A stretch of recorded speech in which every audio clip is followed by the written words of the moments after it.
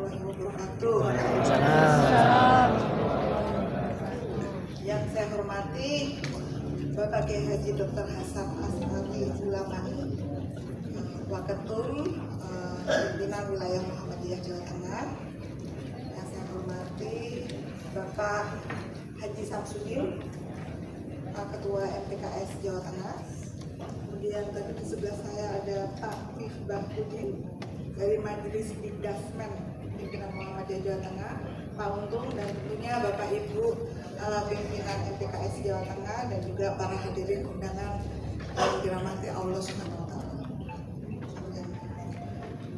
Sebelumnya, sebagai wakil dari Pak Menteri Perdagangan, Bapak memohon maaf tidak bisa hadir pada acara yang sangat menarik karena beliau saat ini sedang banyak berkunjung ke pedagang-pedagang grosir untuk menetralisir kebijakan mengenai Permendag 31/2023, kalau Bapak Ibu sudah tahu, yang terkait dengan TikTok.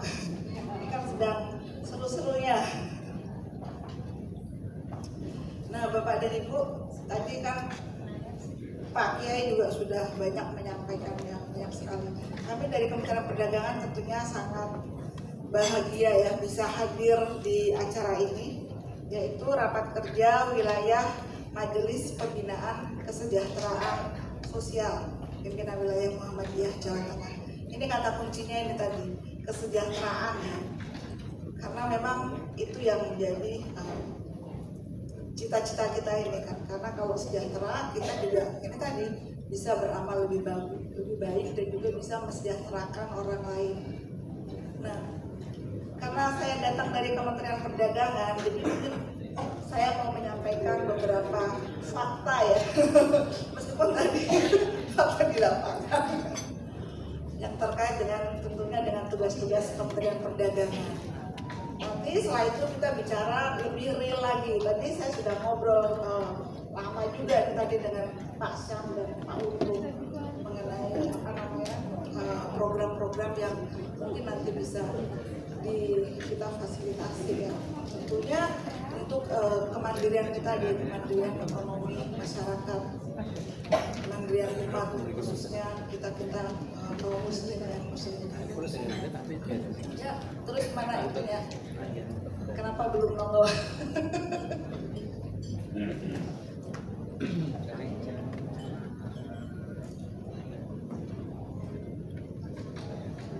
Wah, baru disambung. Oh, error. Belum cocok itu.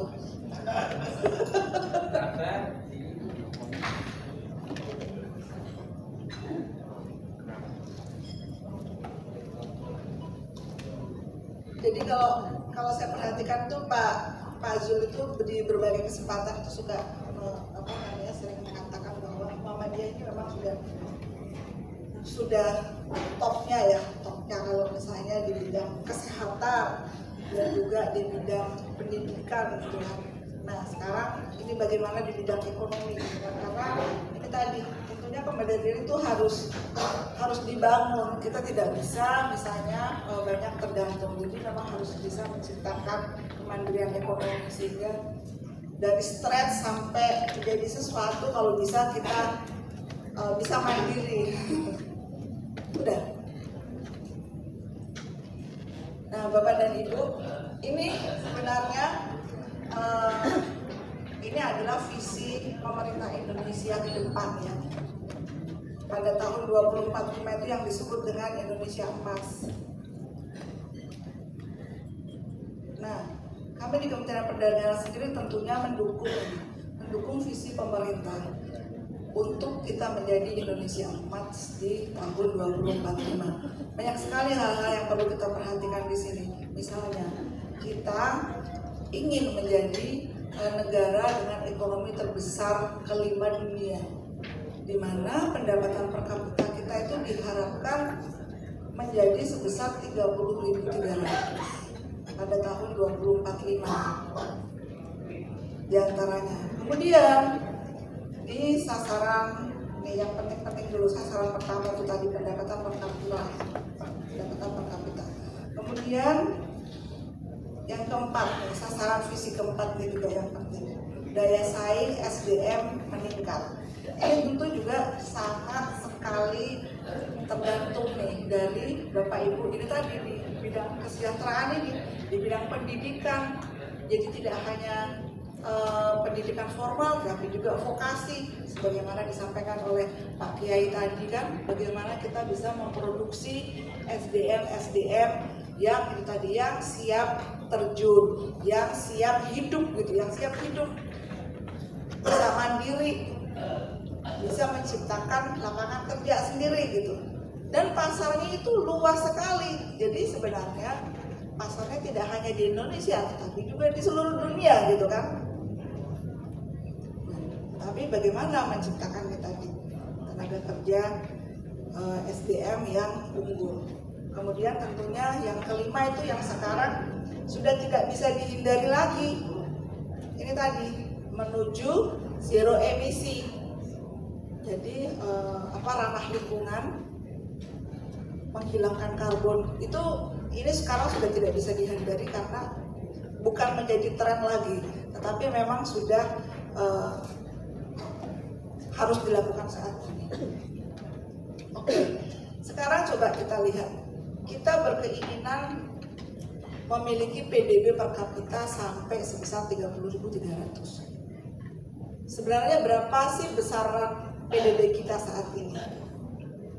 Pendapatan per kapita saat ini kita itu kurang dari 5.000, 4.800. Coba lihat slide terus slide ketiga terus. Nah, ini ya Bapak Ibu ya, kita 4.800, jadi anggap aja 5.000 lah, berarti kurang lebih 20 tahun lagi 30.000, 6 kali lipat, berarti setiap tahunnya itu 1.500 salah, kurang lebih segitu. Nah, ini kan tidak mudah. Sekarang coba ya, kita lihat di tetangga kita, coba nih, kaget gak? Berapa sih PDB per kapitanya Singapura itu? 82.000.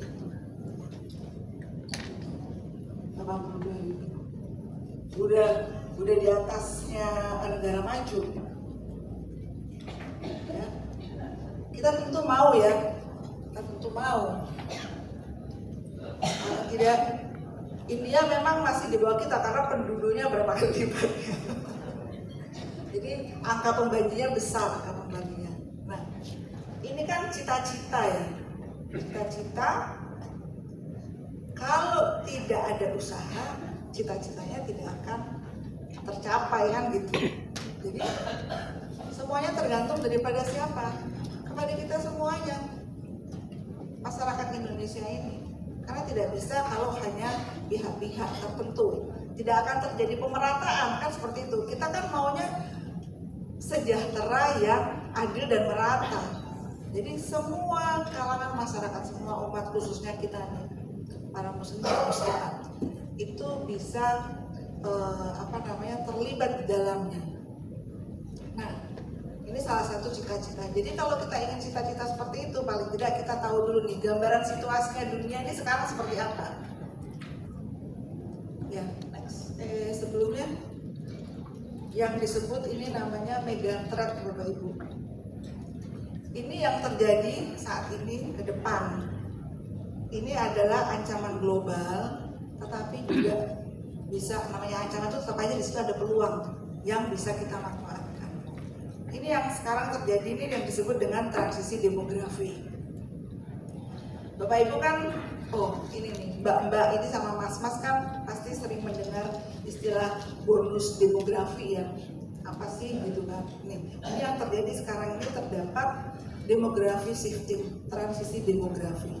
Jadi di negara-negara maju itu di Eropa, kemudian di Cina, sekarang ini terjadi krisis usia. Yang banyak penduduknya, yang tumbuh tinggi penduduknya ini sekarang mereka adalah penduduk usia lanjut justru. Karena program keluarga berencana mereka yang terlalu lama. Cina itu juga malah pernah ada zero populasi gitu kan. Ini mengakibatkan mereka itu kekurangan tenaga penduduk usia kerja. Sementara di Indonesia sampai dengan tahun 2040 itu kita memiliki kelebihan di ini tadi, penduduk berusia kerja dari usia 15 sampai 65 tahun kurang lebih. Itu hampir 70%, 69%. Ini yang disebut dengan bonus demografi. Kita memiliki kelebihan usia produktif dibandingkan negara lain di dunia. Jadi ini merupakan satu kesempatan. Hubungannya kembali lagi tadi bagaimana menciptakan SDM yang unggul tadi kan. Ini tentu tugasnya Bapak Ibu misalnya di SMK, kemudian yang berada di pendidikan, bagaimana menciptakan tenaga lulusan nih fresh graduate maupun lulusan SMK yang siap untuk berusaha, siap mandiri gitu. Nah, kalau saya bilang tadi, peluangnya tidak hanya di dalam negeri, tetapi juga di luar negeri. Jadi saya sangat setuju dengan yang disampaikan oleh Pak Kiai tadi. Memang di luar negeri itu semuanya itu harus, tidak ada itu namanya informal sebenarnya. Semuanya formal. Ada yang profesional, ada yang skill. Nah, yang skill ini yang sebenarnya bisa dimanfaatkan. Ini kan tenaga terampil, dia memiliki sertifikat gitu kan. Tapi bayangkan ya, kita itu punya keahlian banyak sekali. Yang tadi disampaikan nih, tukang reparasi. Ini kan di luar negeri itu nggak ada tukang reparasi. Yang ada mobil rusak jadi ganti yang baru. Ini apanya yang rusak? Oh, bannya spare partnya jadi yang baru. Nggak ada itu namanya reparasi. Kita punya keunggulan SDM di situ, reparasi. Kemudian yang namanya penjahit kita itu banyak sekali. Itu kan di SMK tuh bisa diajarkan seperti itu. Nah, desain, jadi menjadi desainer dan tailor. Ini juga kan itu merupakan skill yang sangat jarang juga di luar negeri.